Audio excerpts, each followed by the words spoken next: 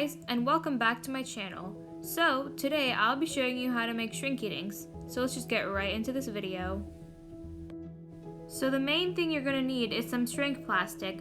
I'll link the kit that I'm using in the description box below so you won't have to go hunt for it. You'll also need some colored pencils. Any brand will work. First, I'm sketching out my design. You don't have to do this part, but I'm doing it so I can erase any mistakes that I made.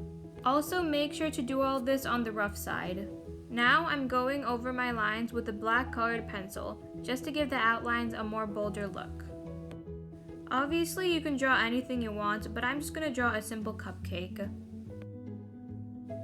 Now you can color your design. I decided to make some rainbow curves for the frosting and make the cupcake liner blue. I'm still not sure about the frosting design, but that's fine. I still somewhat like it. Now it's time to cut out your design. This is definitely my least favorite part because the plastic is very stiff and it tends to crack. If you don't want to do this part, you can just make a square-shaped Shrinky Dink. Also, this process leaves some small plastic shards behind, so be careful. I'm also redrawing the black outline since it got cut off. Now it's time to bake your Shrinky Dink. If you're too young, make sure to have an adult do this part.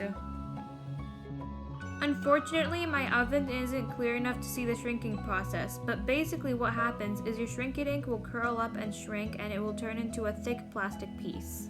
Make sure to use a flat object to flatten it out.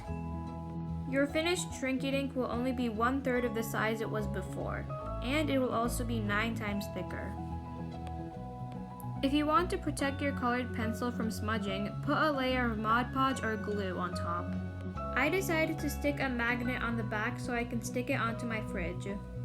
If you cut a hole in the shrink plastic, you can attach a keychain strap to it and turn it into an ornament or a keychain. Or you can glue a pin back to the back of it and turn it into a pin. Also, you can glue a paper clip to the back of it and use it as a bookmark.